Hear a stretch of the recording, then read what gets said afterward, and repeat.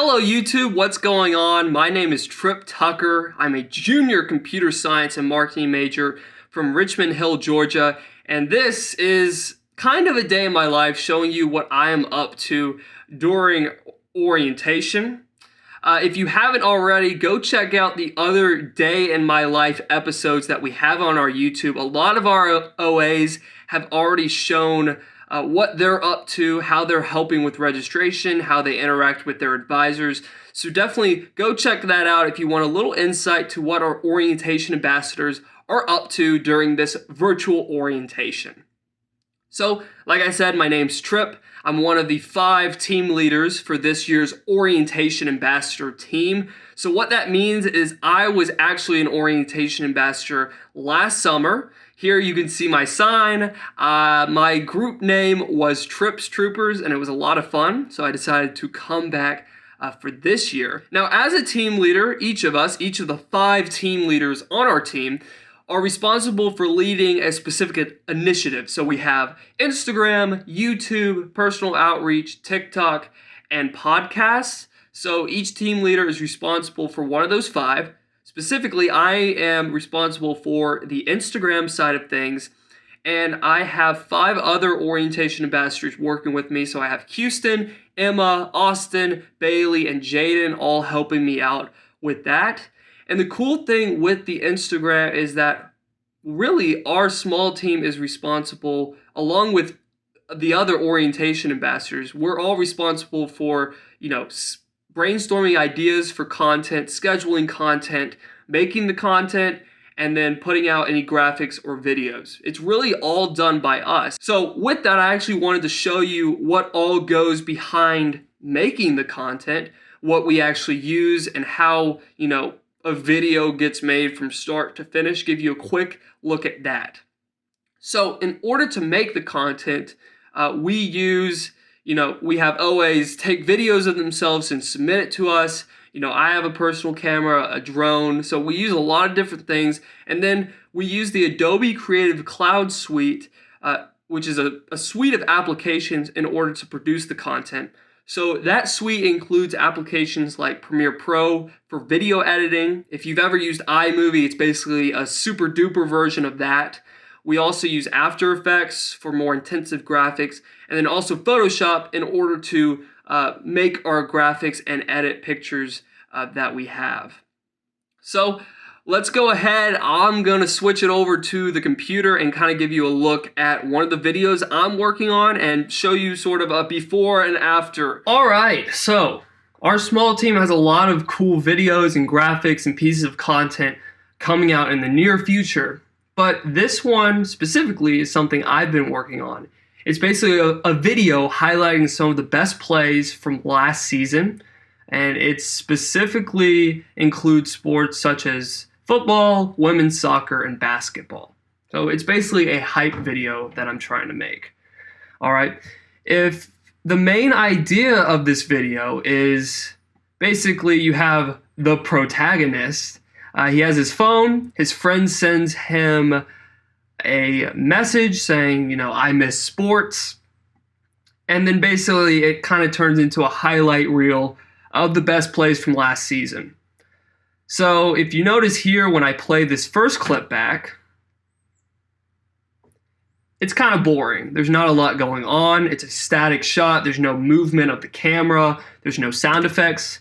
So the first thing to kind of get it to a more finalized version is to add some sound effects. So you'll notice here, first I added a notification ring to kind of give the viewer an idea of what's going to come next. Then we have that upward motion of the phone coming from the bottom of the frame to the middle of the frame. So I added an artificial whooshing sound, which I just downloaded from the internet. It just gives it a more dramatic effect. You can hear it now. And then I just added some subtle sound effects to really emphasize that, hey, you're receiving messages. So you can see just from this simple sound design,